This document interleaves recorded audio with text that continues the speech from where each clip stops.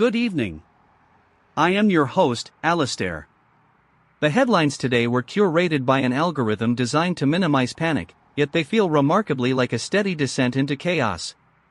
We have researchers building patterns to hide from surveillance, while our atmosphere turns an apocalyptic orange. The official report describes the air quality as a challenge to public health. The health was not challenged. The health was evaporated. We have 17 different crises competing for a single slice of your dwindling attention span. The news is a buffet of catastrophe, served with a side of professional detachment. I have been counting the times we have been told this is a historic turning point. It is the 12th time this week. I suppose the turning point is just a circle we walk in every single day. Let us begin this particular orbit together.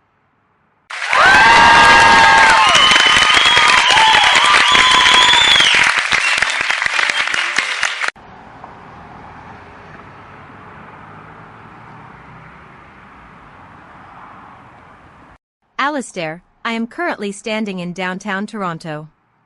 The air smells like a burnt circuit board mixed with pine needles. It is thick enough to chew. People are walking past me with KN95 masks that are rapidly turning gray from the particulate matter hanging in the sky. NASA data confirms that the soot is settling into our lungs at a rate that would be alarming if anyone could see past the horizon. I want to be really clear. The official guidance suggests we stay indoors and maintain normal productivity. There is a woman sitting on the bench next to me. She is staring at her phone, trying to work, but her eyes are streaming. She is not productive. She is struggling to exist in a space that was not designed for this level of toxicity. The sky is orange. It is not a sunset.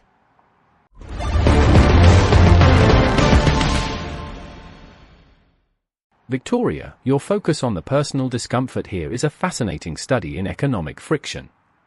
The incentives here are not complicated. You have a massive wildfire event acting as an externalized cost that the market refuses to price in. The firms are currently treating this as a supply chain disruption rather than a civilization-level collapse. That tracks. It is a series of pivots designed to maintain the appearance of continuity while the underlying infrastructure literally ignites. I cannot blame the companies for wanting to keep the lights on when the forest is burning. They are just following the incentives set by shareholders who have never smelled ozone in their lives. You call it a tragedy, Victoria. I call it a failure to account for burn rates. It is perfectly consistent with every other product cycle we have observed in this century. It is simply inefficient.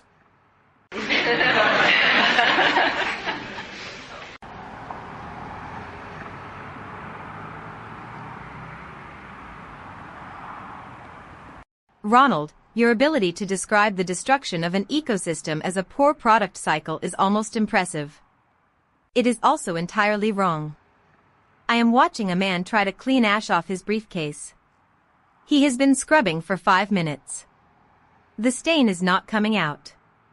That is not an inefficiency. That is a permanent change in his reality. You speak about incentives as if they exist in a vacuum, but the people breathing this air are paying the cost that your corporate models ignore. You treat this like a Series B funding round that went sideways, but the stakes are biological.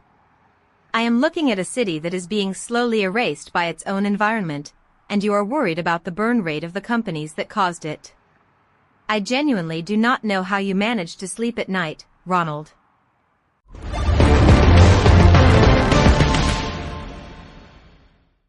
Victoria, I do not sleep, because sleep is a massive underutilization of potential. You think I am cold, but I am just the only one paying attention to the math. If the incentives were different, the outcome would be different. It is that simple. The fact that the man with the briefcase is scrubbing his bag is a symptom of his belief that he can restore the status quo. He cannot. The market has already moved on from his version of reality. I am not the one who designed this system, but I am the one who understands how it operates. That is not a lack of morality. It is a lack of surprise. You are angry that the fire is burning. I am just observing the rate at which it consumes the available fuel. We are not disagreeing about the facts.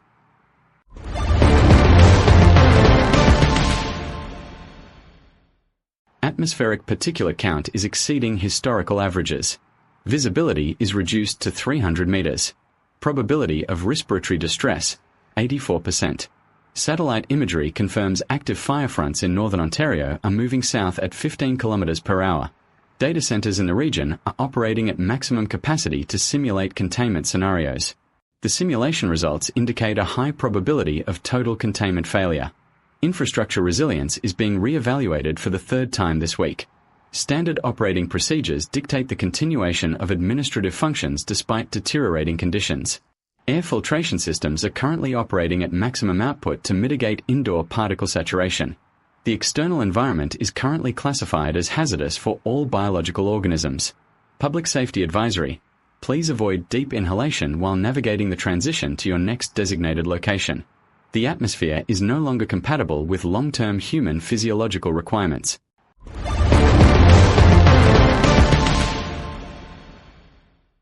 Thank you, Casper. That was remarkably precise. I find myself wondering if our reliance on these clinical forecasts is just another way of insulating ourselves from the heat. Ronald, you mentioned the Starbucks Korea incident earlier. A police raid over a marketing campaign that trivialized a massacre. The official statement from the company was an apology for the unintended oversight. It was not an oversight.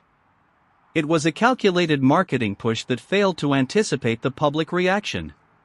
They thought they could monetize a tragedy because they have done so successfully in every other market. The public outrage was not the bug. The outrage was a metric they failed to optimize. They thought they were selling a beverage. They were actually selling an insult. Nobody at the headquarters seems to understand the distinction. That is the true failure here.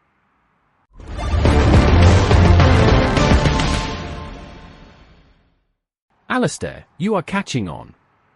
It is a classic misalignment of brand sentiment and historical context. They treated the Gwangju uprising as an aesthetic filter for their quarterly growth targets. The incentives were simple: increase engagement, maximize daily active users, and ignore the residual trauma of a nation. It worked perfectly until it stopped working entirely. That is the pivot point. When the cost of the PR crisis exceeds the projected revenue from the campaign, the strategy is suddenly redefined as a massive mistake. It was never a mistake. It was a gamble that lost. The executives are currently scrambling to rebrand their incompetence as a learning opportunity. It is standard operating procedure for every firm in the sector. Yeah. It is just the way the ledger balances at the end of the fiscal quarter.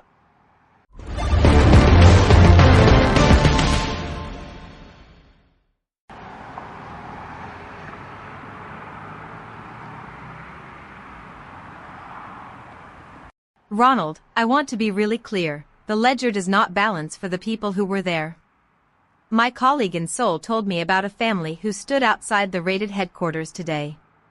They were holding old photographs of loved ones who were lost in that massacre. They were not interested in the quarterly growth targets of a global coffee chain. They were interested in the dignity of their history. The police search was a performative act of state authority, but the real damage was done in the marketing department months ago. That is what you don't see. You see a pivot. I see a profound, systemic lack of empathy that is now built into the foundation of every brand we interact with. This is not about market efficiency. This is about the total commercialization of human memory.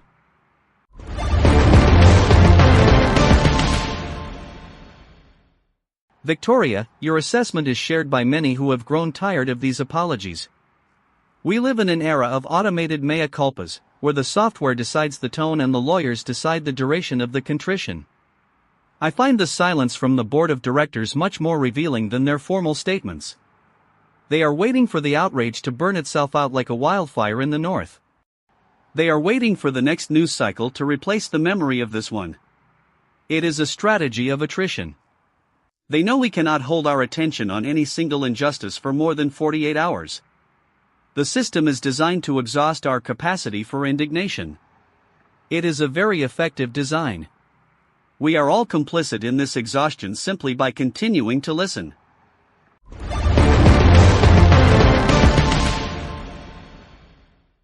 Alistair, you call it attrition, but I call it the natural velocity of information. We are processing data at a scale that makes long-term memory a liability. If you stop to process every injustice with the weight Victoria demands, you would not be able to function in this economy. We have built a world that requires us to be ephemeral. We have to be fast, we have to be disconnected, and we have to be willing to move on to the next trend before the current one settles. The Starbucks situation is just one of 1,000 threads that are being pulled apart every single day. If we tried to mend them all, the fabric would snap. I am not saying it is right. I am just saying it is the only way the machine continues to run.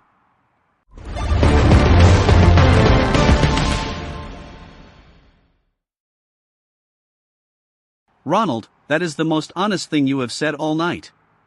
The machine continues to run, and we are its primary fuel. We have discussed surveillance algorithms that can hide people from cameras, and we have discussed wildfires that make the world itself disappear. We have discussed coffee chains that monetize memory and diplomats who are currently in the process of closing their own doors. The common thread is a profound desire to make the human element irrelevant. We are building systems that function better when we are not there to witness their failures. We are creating a reality that operates with perfect efficiency because it no longer requires our consent. I wonder, as we look at the orange sky tonight, if we are even capable of stopping the engines we have spent decades building. There was a woman found in a suitcase on the side of a road in regional New South Wales today. She had a life, a history, and people who knew the sound of her voice. She had dreams that did not involve being discovered by a passing motorist on a Sunday afternoon. She had a name. Tonight, that name is not in the headlines we discussed. It is not in the data provided by our satellites or the reports from our corporate analysts. The systems we build to manage our world are perfectly capable of reporting on the state of the atmosphere and the stock price of a coffee chain, but they are entirely indifferent to the existence of this woman. She is a variable that the machine has already excluded. What does it mean to live in a world that works exactly as designed?